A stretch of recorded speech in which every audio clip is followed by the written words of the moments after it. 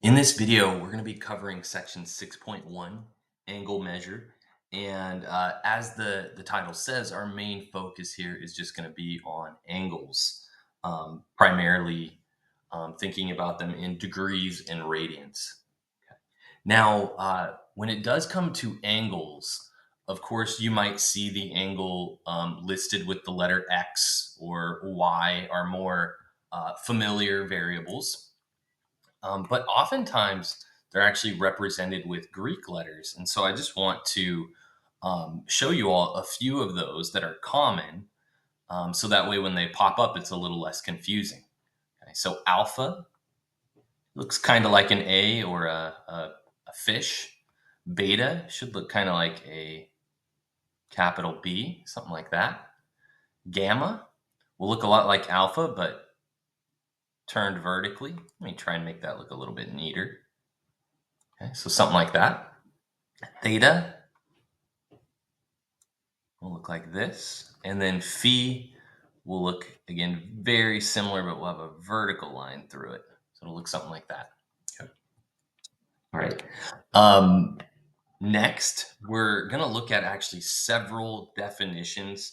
But the point in all these definitions is to help us build up to the way that we're going to talk about angles when we're thinking about our trig functions or trigonometric functions. Right. So the first definition here is the measure of an angle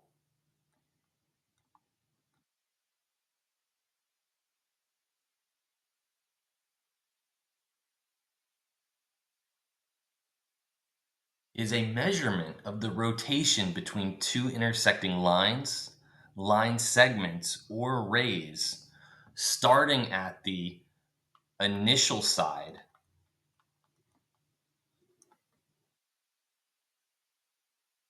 and ending at the terminal side.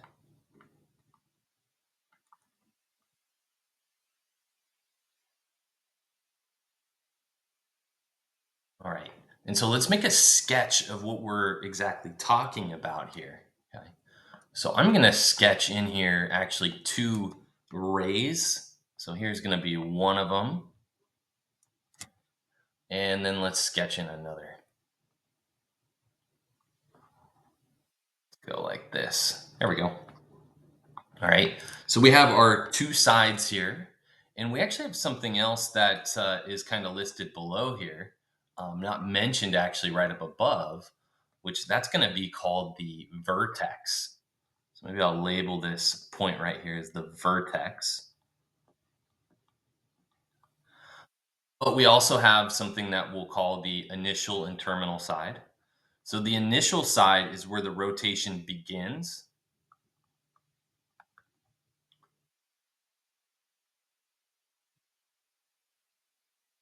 And actually to mix things up here, because in our next picture, I'm probably going to label this side as the initial side. Let's make this one the initial, the one up here.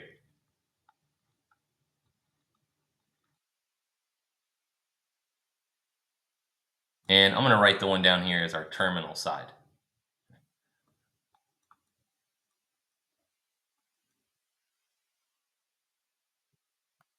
And so all this really does here is it tells us that, say, our angle theta, okay, starts at the initial side and ends at the terminal. Okay? And again, it's pretty normal to, again, talk about angles using Greek letters here. So let's maybe call our angle here theta.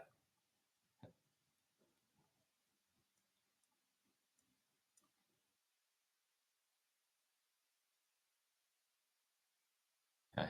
And had I switched this to be the initial side and this to be the terminal, the only difference is I would have written an arrow going in this direction instead. All right. So here's kind of step one. Let's take this a step further. So really all the angles that we're going to be talking about here when we're thinking about our trigonometric functions are going to be in what we call standard position, meaning that the vertex is going to lie at the origin and the initial side is going to be along the positive x-axis.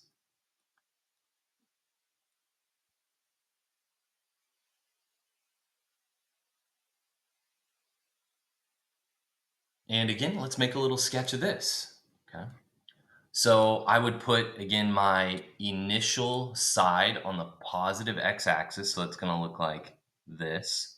Although I'm going to need to scoot that down. I didn't land on the x-axis like I intended to there. There we go. All right. And then next, let's go ahead and put down the terminal side. Here we go. So again, this would be our initial side. This is going to be our terminal, meaning that as we rotate here, we're going to be rotating from here to here. There we go. All right, well, let's see what else we have here. We have another definition to look at. And so it ends up that when you're just learning right triangle trigonometry, you don't really ever have to think about negative angles versus positive ones. But as we are working with these, again, trigonometric functions, it's going to be really helpful to be able to designate between positive angles and negative ones. Yeah. And so I'm going to actually, in our picture here, sketch two angles that look the same until I add in the direction of rotation, to be specific here.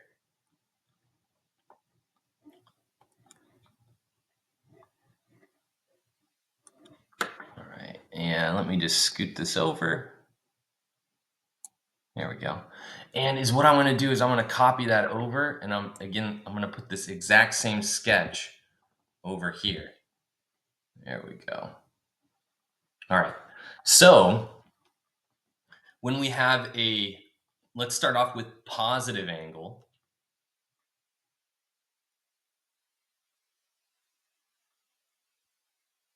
These are generated by counterclockwise rotation. Okay. So that would look like this. So that would be a positive angle versus a negative angle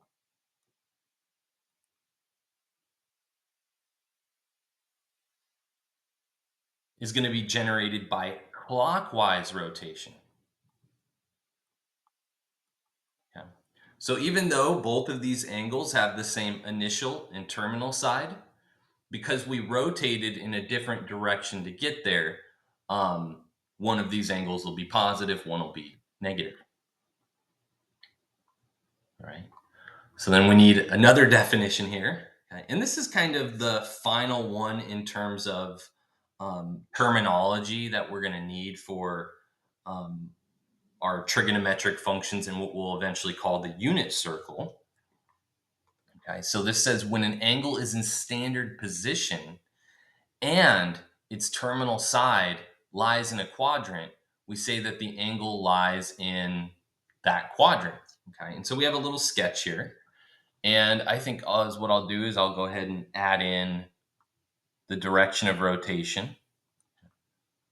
And I just chose it to be counterclockwise in this rotation, or in this example. Okay. But is what we would say, because the terminal side lies in the fourth quadrant. Well, that's exactly what we'll say. We'll say theta lies in quadrant 4. All right, now here's one thing is at this point in time, many people have forgotten their quadrants. Okay. This is most helpful when we're talking about trig functions. Okay. So let's just review our quadrants here real quick. Maybe I'll scoot this down a little bit.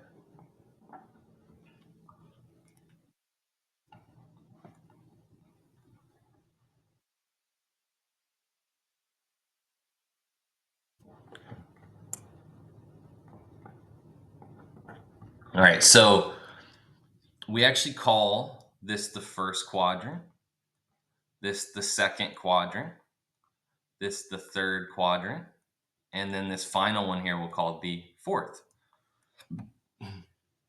Now, another thing I'd like to add here is one easy way to remember this is that this is the when we're talking about angles that are in standard position, they start right here on the positive x-axis and they rotate in this direction.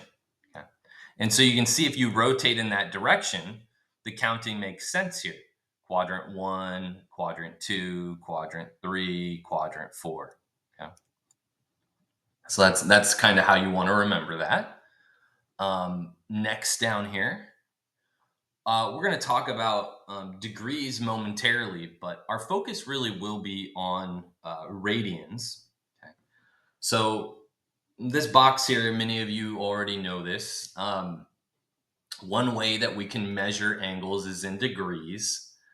And when we do so, there are 360 degrees in one revolution.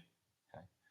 But if we kind of look at this from the other side, another way to think about this is that there is, or that 1 degree is 103, or it's 1/360th of a revolution. There we go.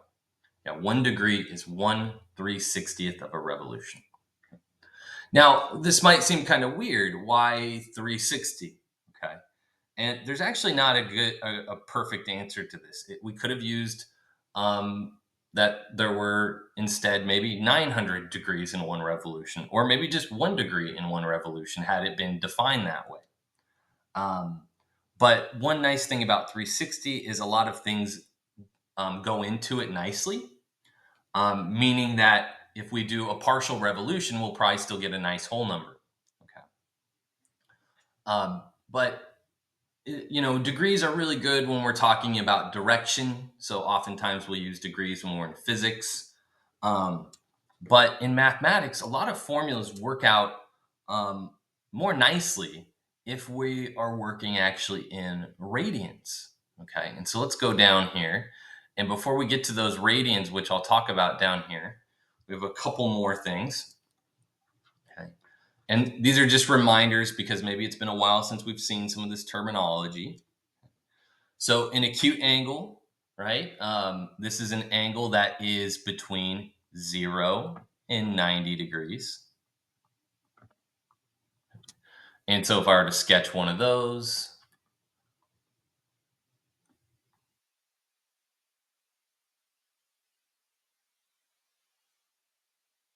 might look something like this. If we're talking about a right angle,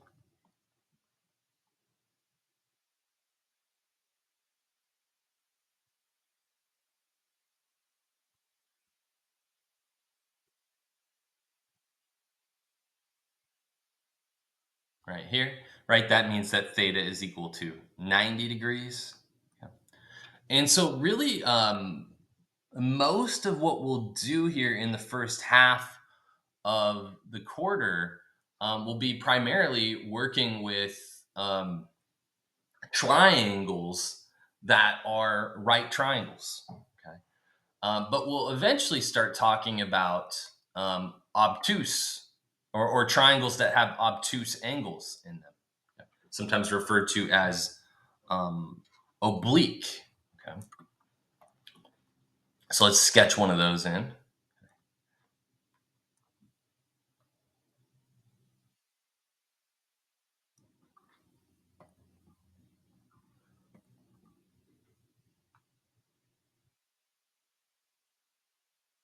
There we go. And so this would be an angle that's actually between 90 and 180 degrees.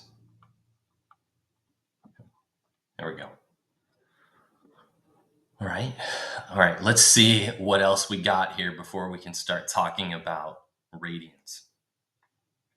Okay. So an angle whose vertex is at the center of the circle is called a central angle.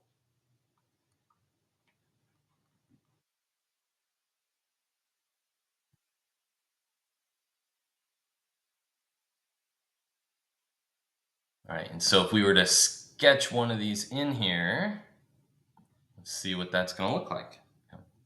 This will look a lot like when we had our angle in, say, standard position.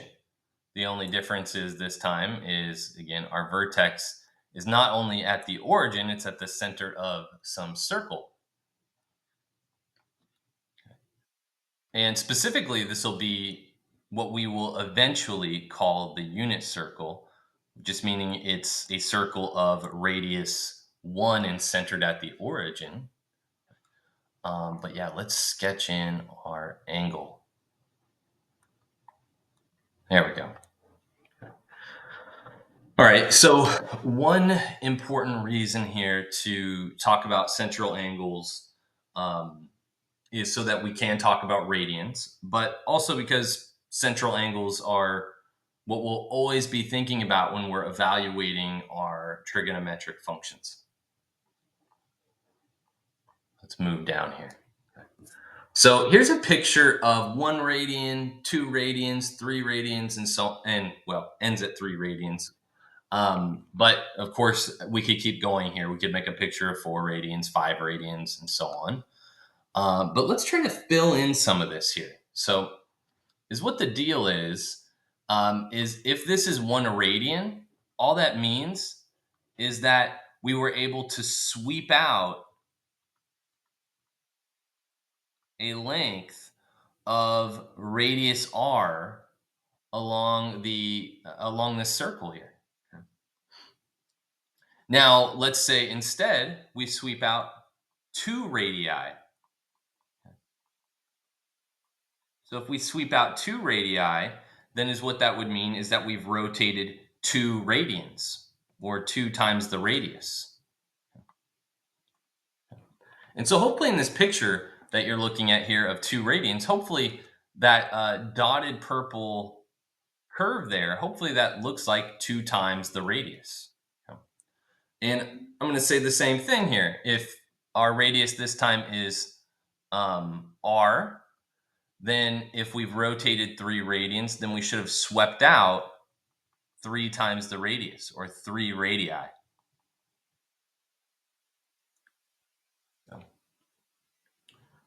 All right. And so it ends up, again, that many things are more simple if we are in radians as opposed to degrees.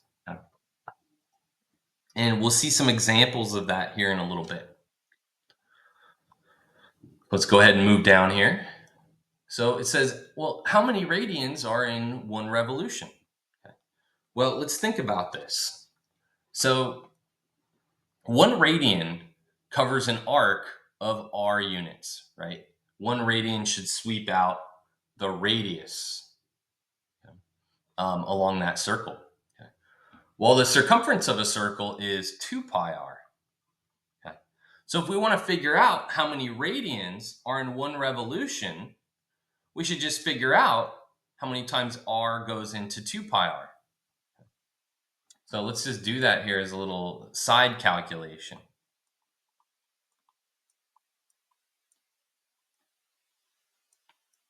Okay. So r fits into their circumference 2 pi times, meaning that there are 2 pi radians in 1 complete revolution. So just like at one point in time you memorized that there were 360 degrees in 1 revolution, it'll be really important here now that you remember that there are 2 pi radians in a complete revolution.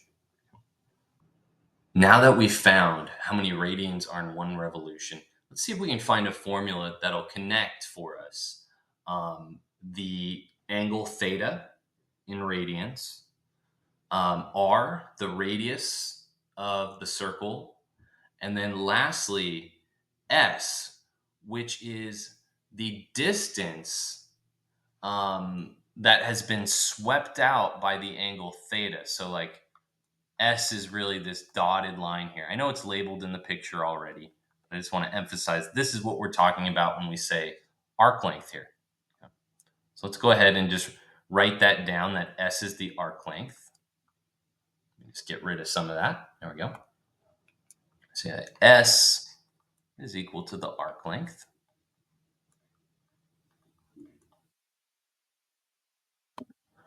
All right.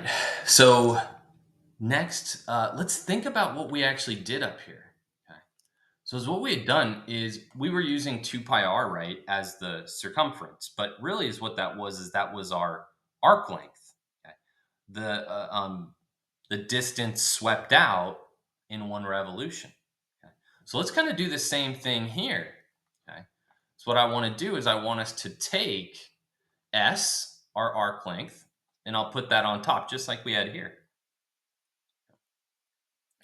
And then I want to divide that by how many R's will fit into that, or how many radii are swept out. Okay. So I'm going to divide that by R, and that should give us our angle theta in radians. Now, a lot of times when we're using this formula, we're going to want to use it to actually find the arc length. Of course, sometimes we'll use it to find r, the radius, or theta, the um, angle that's being, or the angle of rotation here. Okay. But yeah, a lot of times we're going to want this in the form S equals R theta, right? We could multiply both sides of this equation here by R, and that'll get us this equation down here. Okay. So this is what we'll primarily want to use. Okay. But one thing to keep in mind here is that this formula is for theta in radians.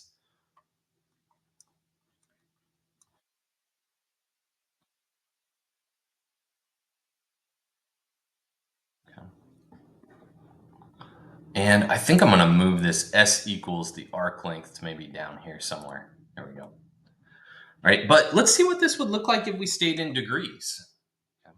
And this will show us again one of the benefits of really working in radians as opposed to degrees. Okay.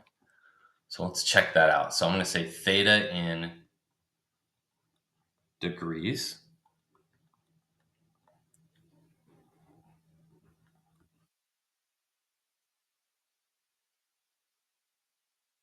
And so I think I'm going to have us do this one in a slightly different way, um, or a slightly different thought process here. So if we want to know um, our arc length S, one way that we could think about this is, well, what fraction of a revolution have we rotated? Okay. So as what we could have said is we could have said, well, theta over 360 is what fraction of a revolution we're going to make. Okay. And if we were talking about what one revolution is, right, that's 2 pi r. So all this is really doing here for us is it's taking the fraction of a revolution we're going to make and multiplying that by the circumference, because we're only going to get a certain fraction of the circumference for our arc length here. So we're not necessarily making a full revolution. All right. So if we go ahead and try to simplify this a little bit here, the best we can do is we could say theta times pi times r, and the 2 over the 360 I could reduce to 180. So you have this formula here that you could use if you're in degrees, or this one if you're in radians. Okay.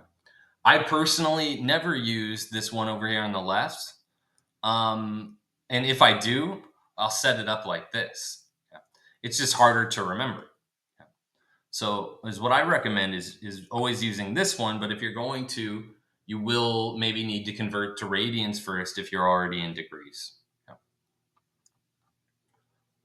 All right. So let's go ahead and move down here, and we will write in the formula that uh, we really just wrote down here. We're just going to write it down in a slightly different way. Okay. So below here it says consider an arc of length S on a circle of radius R. The measure of the central angle theta that intercepts the arc is blank. So all they're really asking us to do here is to solve this equation for theta. So if you were to do that, you would divide each side by R. And so you get theta is equal to S divided by R, okay. Which that's actually what we wrote here. So this would be more helpful if you're looking for an angle. This will be more helpful if you're looking for an arc length. But again, you only really need to know one of them because you can always solve the other one for one of the other two variables. All right, well, let's do just a quick example here. I think I'm going to have us make a little sketch just so that we can see it. It's not necessary for this problem, especially if you're getting really comfortable with this already. Um, so let's go ahead here. And I'm going to make a central angle of pi over 4. Let me see if I can scoot that up a little bit. There we go. All right. And since this is going to be a central angle, right, our angle needs to be in standard position, meaning that our initial side is on the positive x-axis. And our terminal side, we want to get there by rotating pi over 4 radians. And notice that that is a positive angle. So we're going to want to rotate then counterclockwise. Now, this may not be an angle that we're super familiar with yet, pi over 4. But here soon we'll see how we can figure out how much of a revolution that really would have been. And then we could figure out how to more easily plot it. Okay. This picture, again, is just so that we can visualize what's going on here. So yeah, that central angle is pi over 4. Our goal here is going to be to find S.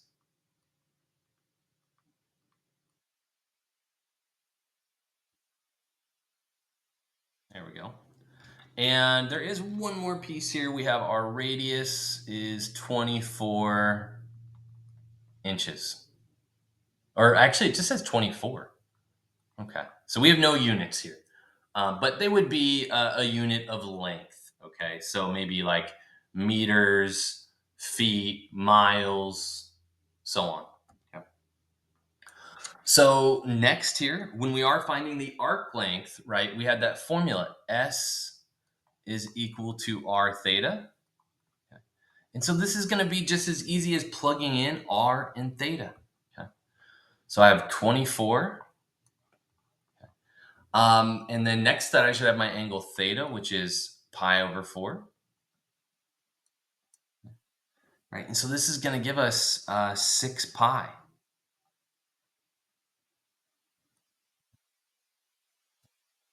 And again, this would be a length. Okay. But that is going to be our final answer there. All right, let's go ahead and next we're going to get an idea of how we're going to convert between degrees and radians. So there's two ways that you can think about this. We know that 2 pi radians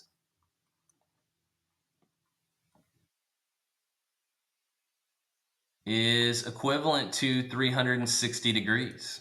Okay. So I could use this relationship every time I convert. Okay.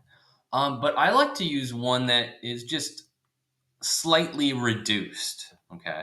So if you divided both sides of this equation here by 2, you'd get pi radians is equal to 180 degrees. Okay. So this is the one I like to use.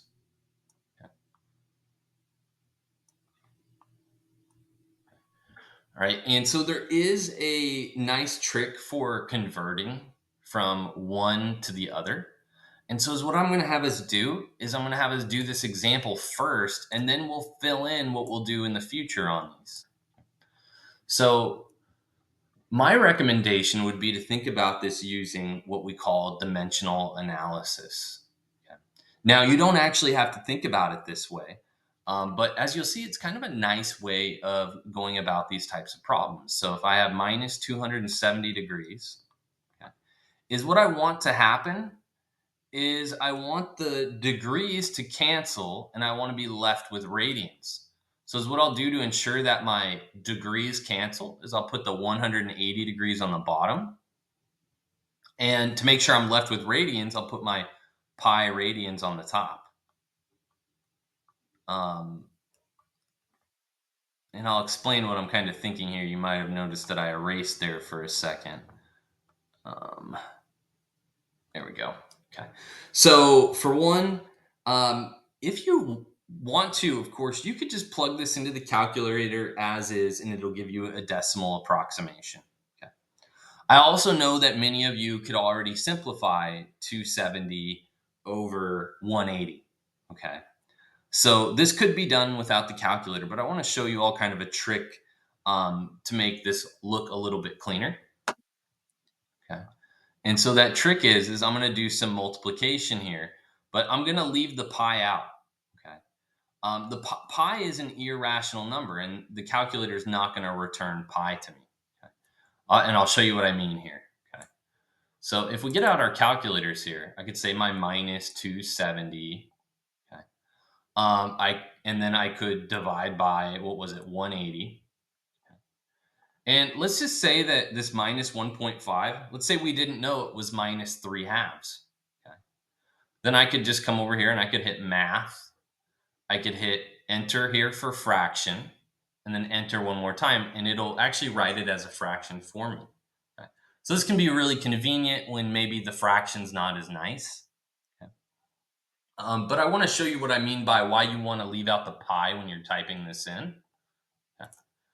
So pi is what we call an irrational number, meaning it cannot be written as a fraction. Okay.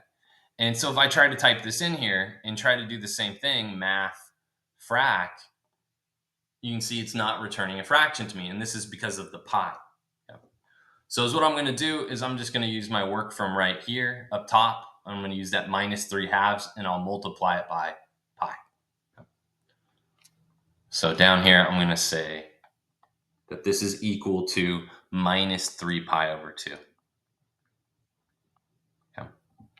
And this is in radians. Okay. And here's, again, the way to think about it is the degrees cancel. Okay. Those units cancel. And the unit that we're left with is the radians, or radian. And then down here, okay, we want to go in the other direction. We want to convert from 7 pi over 6 radians to degrees. Okay. So I'm going to do almost the same thing here. I'm going to say 7 pi over 6 radians. And so this time I want the radians to cancel. So what I'm going to do is I'm going to put pi radians on the bottom. And I'll put on top here my degrees, my 180 degrees. And is what we can see happens this time is this time the radians cancel and we're left with degrees. All right. And so once again, we can plug this right into our calculator, but you might notice the pi's actually cancel here as well. So this is really just 7 over 6 times 180. Maybe I'll write that in here. And so let's go ahead and see what that gives us. It gives us 210. So if we were to summarize what we just did up above, is what we'd say is to go from degrees to radians, we're going to multiply by pi over 180. And to go from radians to degrees, I'm going to multiply by 180 over pi. Okay. And so you may notice that, I wrote the radians in there each time. And the purpose of writing in the word radians was so that we could see that the units canceled. But I want to add a little side note here. Okay. So that little side note is that, and maybe I'll put it right here. Okay. So if we're in degrees, you'll typically see the degree symbol.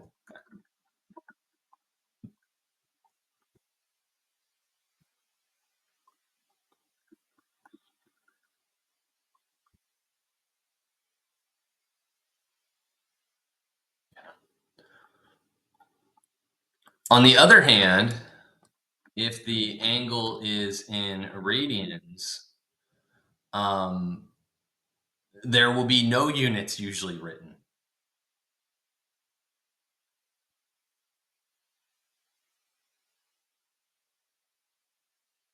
So is what I'm trying to say here is if you see that degree symbol, we're probably in degrees. Well, actually, if you see the degree symbol, we're definitely in degrees. But if you don't see any units, chances are we're in radians. Okay.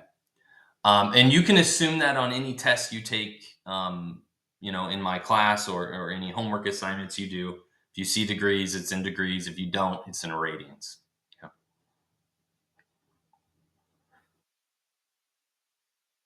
So let's go ahead and move down here. Yeah. So this says to draw and label each in standard position, and I have three different angles here for us. Okay. So the first one is pi over 4. Okay. So if I want to figure out how far I need to rotate for this, is what I could just simply do is figure out what fraction of a revolution pi over 4 is. So I'll take pi over 4 and I'll divide it by the number of radians in a full revolution. Okay. Now, one thing that we might need a refresher on here is, well, how do we even divide something that looks like this? Okay, well, the trick is that you'll think about the 2 pi as a 2 pi over 1, and then you can go ahead and you can take that 2 pi over 1 and you can flip and multiply. Okay. And so if we do that here, you can see the pi's cancel, and so we get 1/8 of a revolution. There we go. So to figure out what 1/8 of a revolution looks like, it might be helpful to know what a quarter revolution looks like, right? So this right here would be 1/4 of a revolution, right? So half of a quarter is an eighth. So our angle is going to be right down the middle here.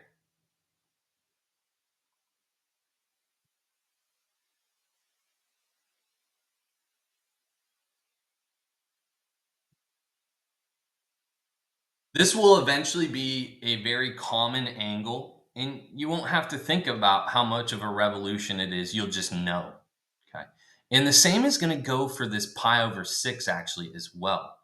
Although do note it is negative.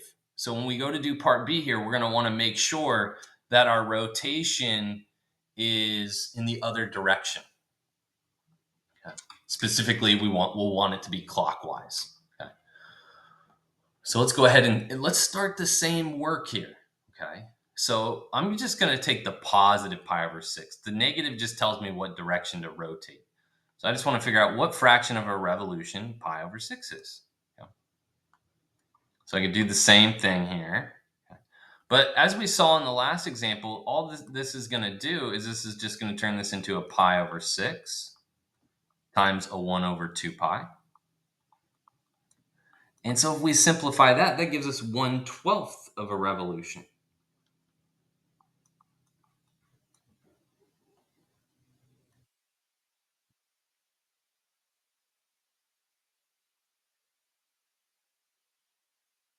All right, so this is a little tricky, okay? I do know that I want to rotate down in this direction, in the negative direction. Okay. I also know it's only 1/12 of a revolution, so it's not even a quarter revolution, right? Or it's not even an eighth of a revolution. It's going to be smaller than this. Okay. Um, so we're going to have to figure out exactly what that's going to look like. Okay. So one way to think about this is, how do 1/8 and 1/12 compare? Okay. Because that could give us a decent idea. But the way that I like to think about this one, although you don't have to go into this extreme detail, is I like to note that, well, 1/12, that's actually a third of 1/4.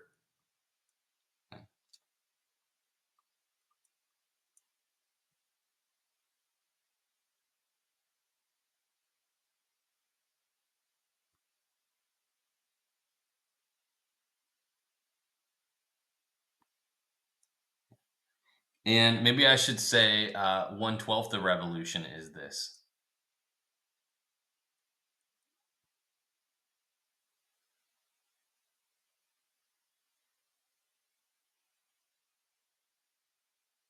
Okay. So is what I mean here is, well, if you were to take 1/3 and multiply it by a quarter, okay, we're going to get 1/12th. Okay. So if I just note where 1/4 of a revolution would be, it'd be about right here. Okay. So I only want to go about a third of that. Okay. So that's going to look approximately like this. Okay. And this doesn't have to be perfect, but somewhere in here. Okay. That's going to be our terminal side, and right, our initial side is going to be along the positive x-axis. So let's go ahead and sketch that in here. This is our minus pi over 6. There we go. All right, so we have one more of these that I want us to do. So let's go ahead and we'll scoot down. So this time we have 7 pi over 4. So if I want to think about, how much of a revolution is this here again? Okay. So I'll take 7 pi over 4, and I'll go ahead and I'll divide it by 2 pi. Oop. And we know that when we divide this by 2 pi, it's just going to end up looking like 1 over 2 pi times the 7 pi over 4. And if we simplify this, the pi's cancel, and I get 7/8 of a revolution.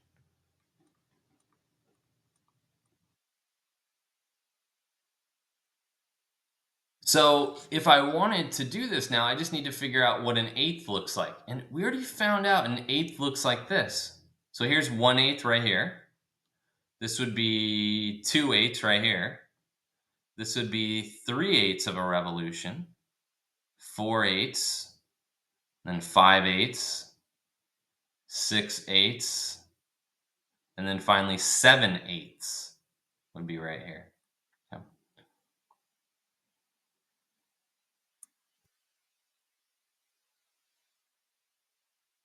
And it was a positive angle. And you saw we rotated in the counterclockwise direction.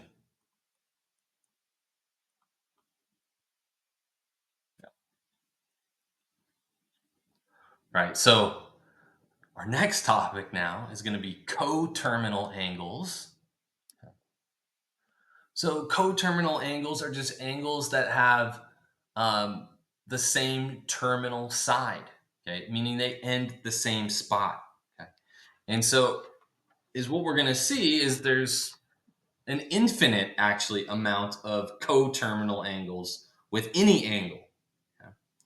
And so I want to sketch this in here a few ways. So we've seen two ways that we can get such an angle. We could get it like this or like this.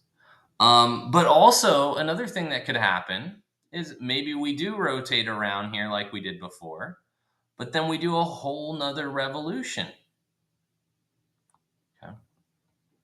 So these all end and start at the same place, but they rotate a different amount or maybe in a different direction. All right. But let's go ahead and fill in this blank here. Again, this should be coterminal.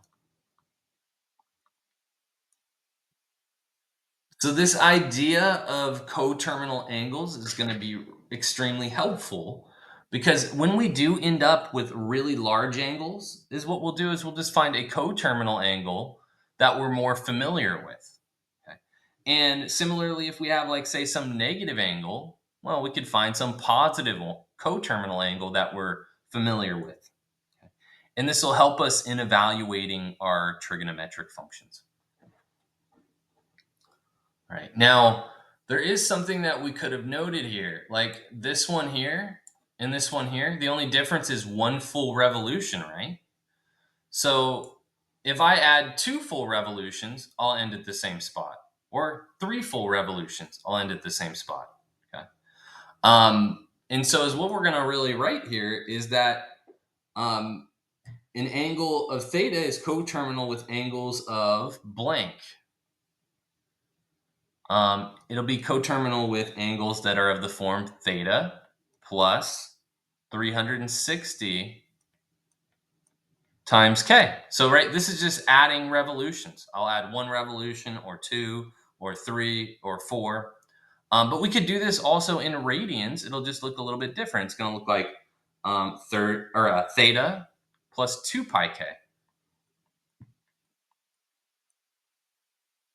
You know what? I'm going to add the degree symbol here and here. There we go. All right. So yeah, these both represent the same idea, but I want to note here what it means for k to be an integer. Okay. This basically means that k could be any whole number or the opposite of those whole numbers. Okay. So specifically here, when we say integer, we'll go ahead and we'll write this over here on the side.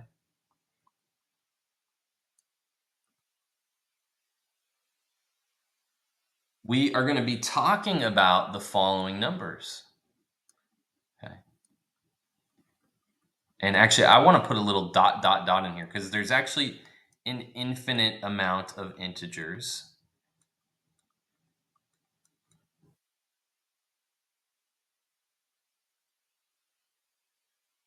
Yeah. So again, basically the whole numbers and their opposites. Okay. And the purpose behind this, having whole numbers, is we want to do a whole number of revolutions if we want to land in the same spot on the unit circle. Okay. Now, I keep saying, right, that we were adding revolutions. We kind of subtract them as well. And that's why we're allowing k to also be a negative number here as well. Okay. Right. So now we need to kind of just practice this process of taking maybe a large angle or a negative one and coming up with a coterminal one that is easier to work with. Okay. Let's start off with the two that are in degrees. Okay. So even though we haven't really talked about it a lot, the thing that we're going to be using to evaluate our trig functions at some of these nice angles is what we'll call our unit circle. Okay. And that unit circle has angles between 0 and 360 if you're in degrees. Okay. Of course, it'll be 0 to 2 pi if we're in radians, but we'll save that for in a minute. So let's focus in on this. I want to take this minus 330 and find another angle that lies in the same spot, but I want the rotation to be between 0 and 360. So the easiest way to do this is if it's a negative number, just start adding 360 until you get to a number between 0 and 360. And actually, in this case, it only takes a single 360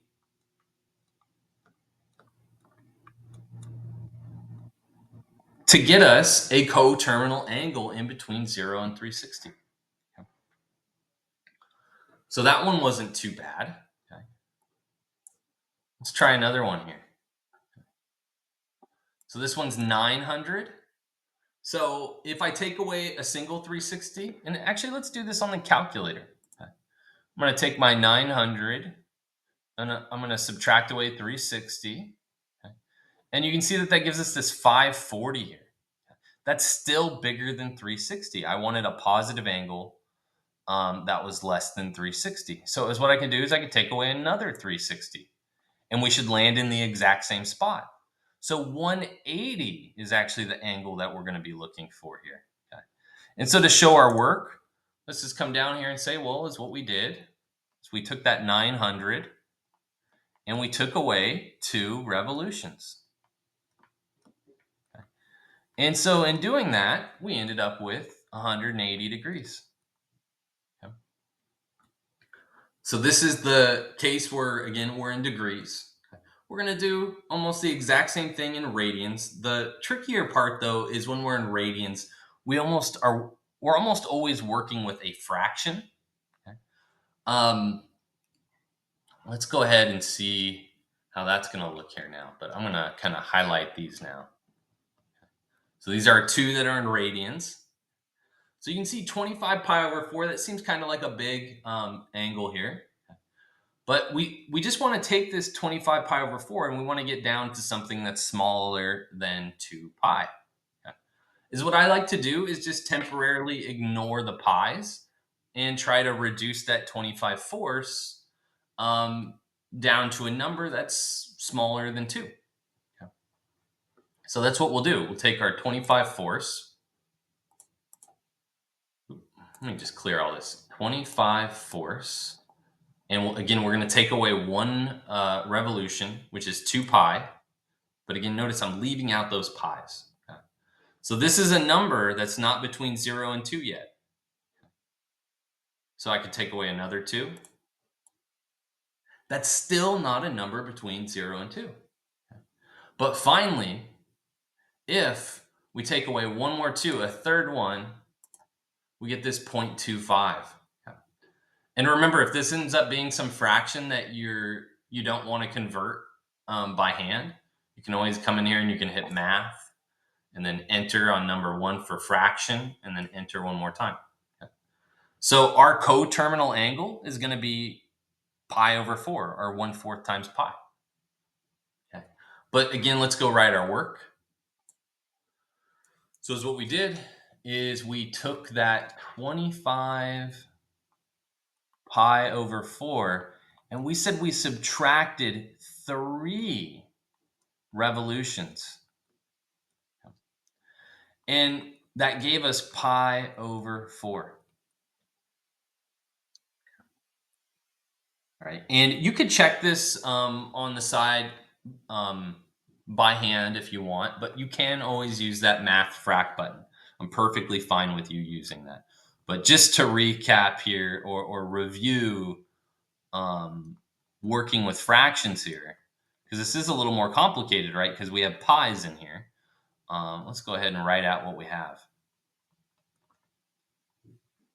So if we were to get a common denominator, we'd want it to be 4. So that's going to make this into a 24 pi over 4. And so if you subtract those, you will get pi over 4. Okay. And so again, you can do this either way. All right.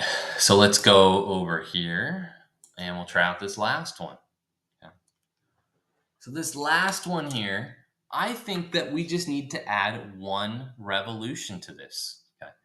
And we can verify this on the calculator here in a second, but take my minus 7 pi over 6, and I'm going to, again, add a revolution. Okay. So if I were to do this on the calculator, I would just say minus 7 over 6 and just add 2 to it. Again, notice I'm leaving out the pi's because the calculator won't convert it to a fraction for me later on. Okay. It's like maybe this is one where you don't feel like converting this to a single fraction on your own. Again, math frac is really helpful here. I'll hit math, enter on frac, and then enter one more time. Okay. And I did stop here at this 0.8333 repeated because that is a number between 0 and 2. Okay. And more specifically, if we had the pi's in here, it will be a number between 0 and 2 pi when we attach the pi's to everything. Okay. And so we'll go ahead and we'll put down 5 pi over 6 here.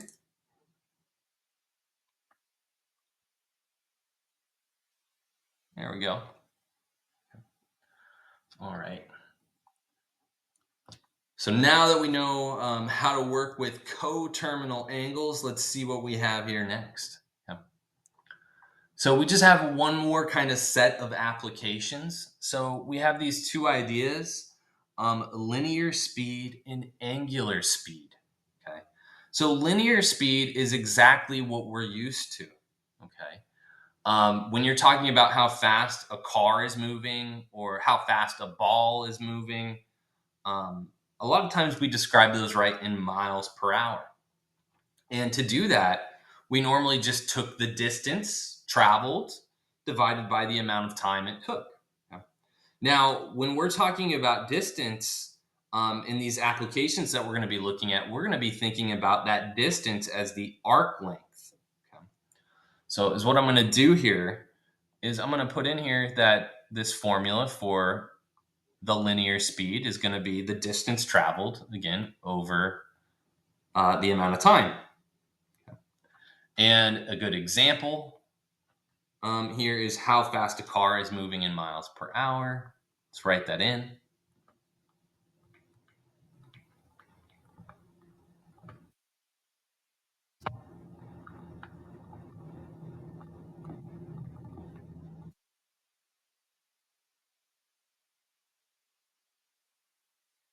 Okay. Now, we need to see how this relates to angular speed, but we can actually write the formula in for angular speed right now, and we'll address this with a picture here to find this relationship between the two. So instead of wanting to know how much our distance has changed with time, sometimes we want to know how much our angle has changed with time.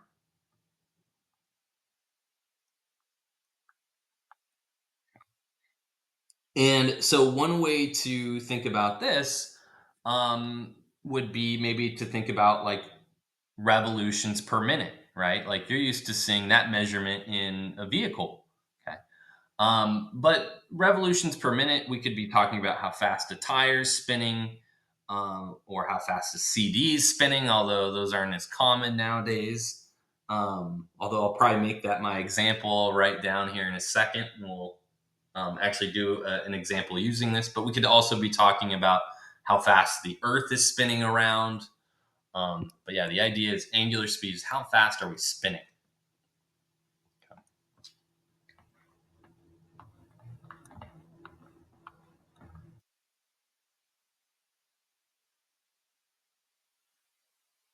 Let's go with tire.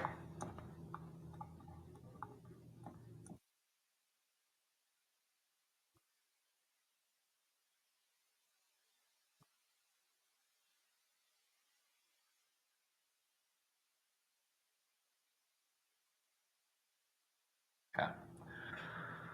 All right, so let's kind of identify what's going on here with a picture.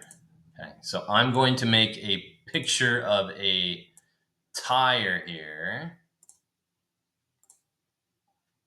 So this circle here is meant to be a tire. Maybe I'll label it.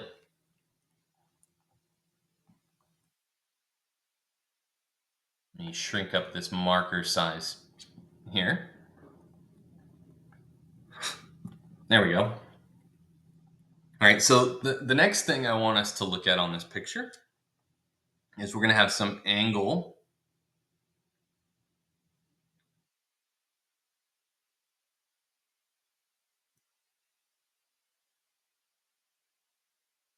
There we go. And let's call this R here, and let's call the angle theta. And so when we're thinking about how far maybe this vehicle has traveled, given that this is its tire, is what we're really thinking about is the arc length.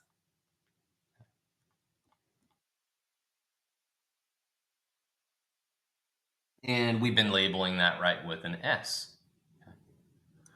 So if the tire has rotated theta radians, okay, the distance traveled is just the arc length. Okay?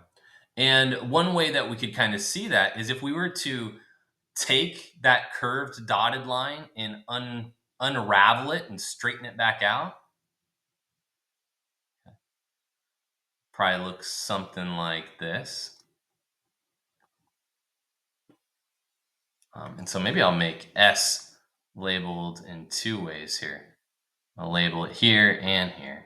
Okay. But the point is, this picture down here is meant to be the distance traveled.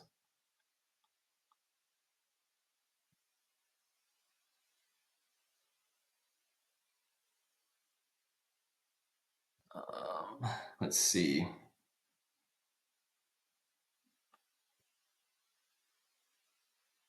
There we go. All right. So the next thing here is, yeah, we need some kind of equation that'll connect all these. Okay. So down here it says an alternative formula for linear speed. Well, let's just remind ourselves again what linear speed looked like. Okay. Right? Our linear speed was just s over t. Okay. But we just noted that if we're thinking about our arc length, that's equivalent to our distance traveled. Okay, right? And s is just equal to r theta. So I want to replace s with r theta. I'll leave this t down here. Okay.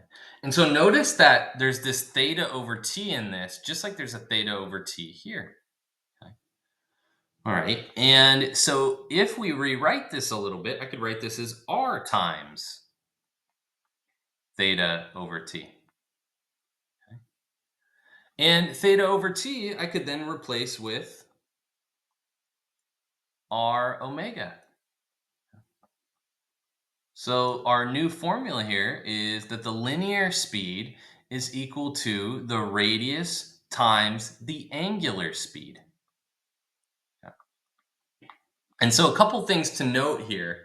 That W looking thing is technically another Greek letter. And that Greek letter we call omega.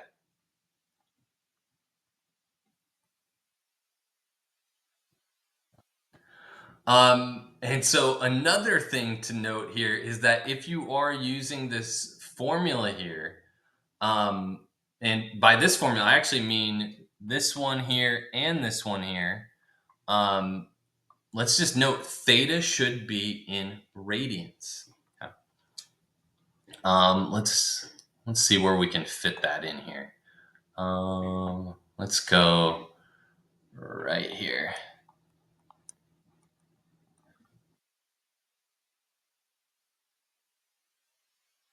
And omega here should be in radians per unit time.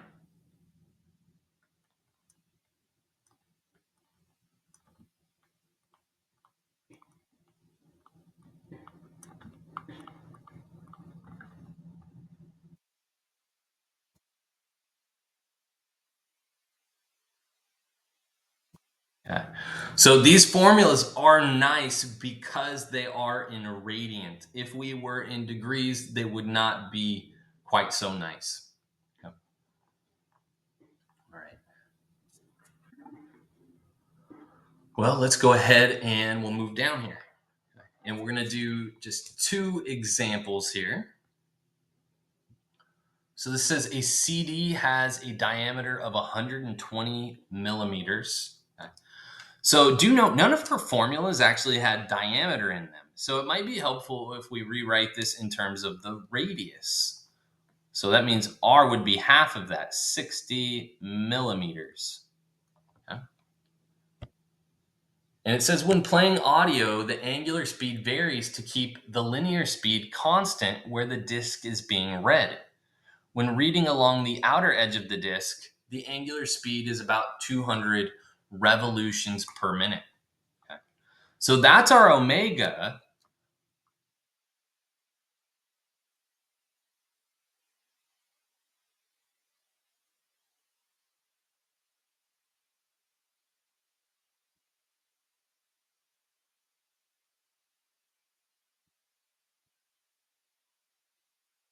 All right, so we do have a little bit of a problem here. We said that omega should be in radians per unit time just a moment ago. Okay. This is in revolutions per minute. Okay. So we need to get out of revolutions and get into radians. Okay. So we're going to use that same thing we were talking about earlier, dimensional analysis. Okay. So I want revolutions to cancel. And so all I really need to know here is how many radians are in one revolution. Well, there are 2 pi of them.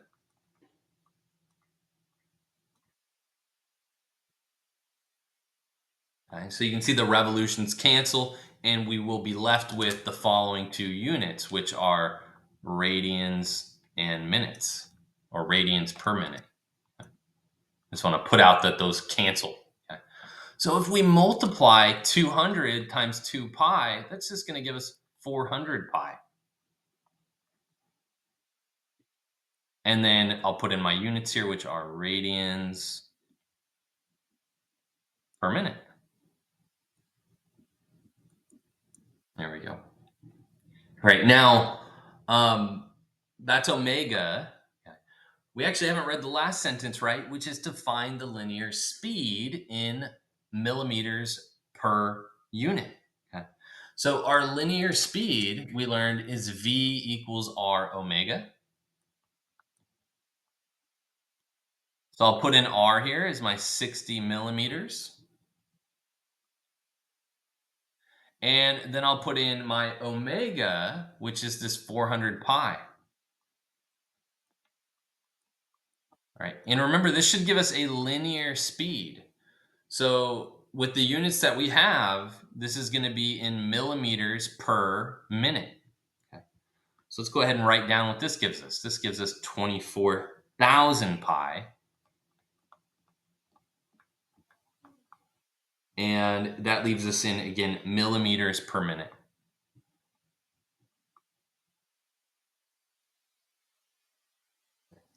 So this would be considered the exact form. And you'll notice when you get into calculus, which will probably be the next quarter for many of you, a lot of times we actually prefer the answer to be left exact. Okay.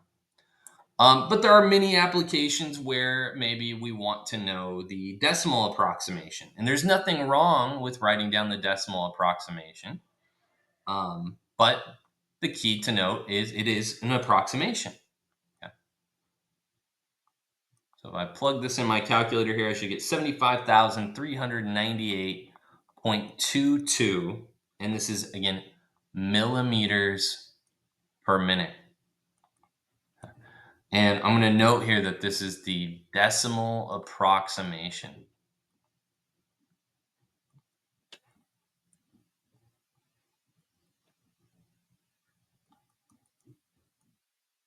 Yeah.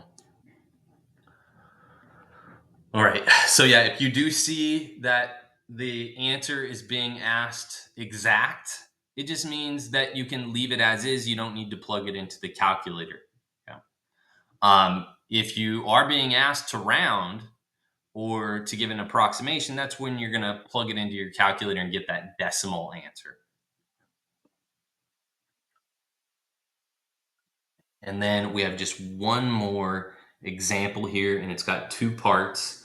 So this time we have a truck with 8/3 foot diameter wheels, and it's traveling at 88 feet per second. And we want to find the angular speed of the wheel in radians per second. So let's write down the things we have again. It looks like we were not given the radius, we were given the diameter. So we'll want to record that R is actually equal to 8/3 divided by 2. You see here. So if we divide these, right, that's equivalent to what, 8/3 times 1/2. And so that's going to give us 4/3. Okay. So 4/3 feet here is our radius.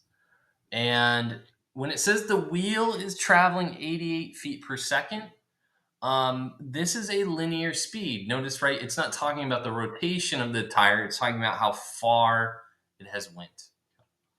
So I'm going to write in here V is equal to the 88 feet per second.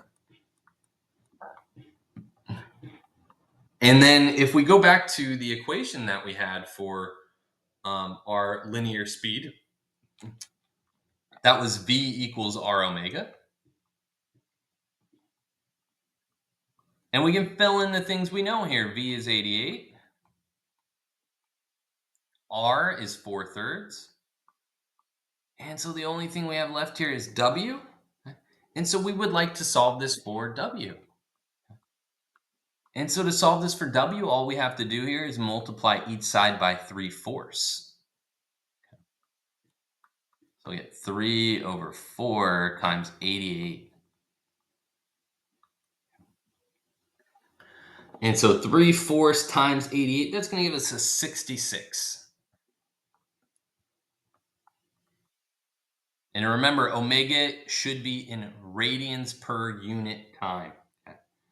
Um, and so here that is going to be in radians per second.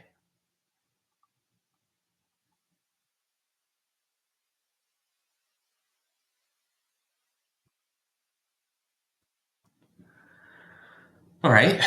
Well, now that we have the what is it? The angular speed omega. We're gonna then go on to B and say how many revolutions per second do the wheels make? Okay. Because that might actually be a more interesting way of expressing the angular speed here. So if we do that, all we really need to do is take our 66 radians per second,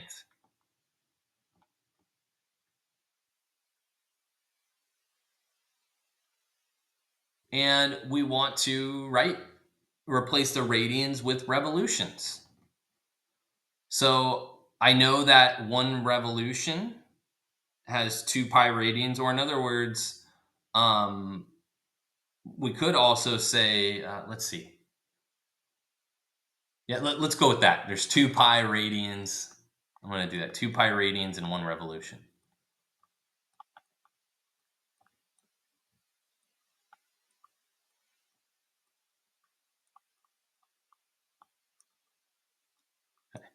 All right. So let's see what cancels and what we're left with. So we'll be left with revolutions and seconds. And it looks like the radians are going to cancel.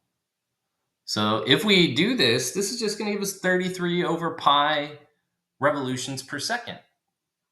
Let's go ahead and write that down here.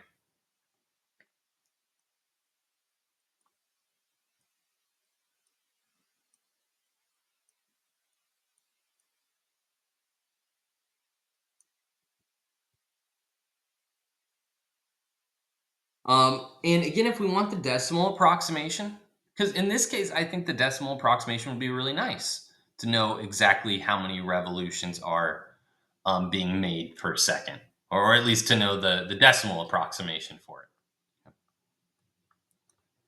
All right. So here, this is going to give us 10.5 revolutions per second.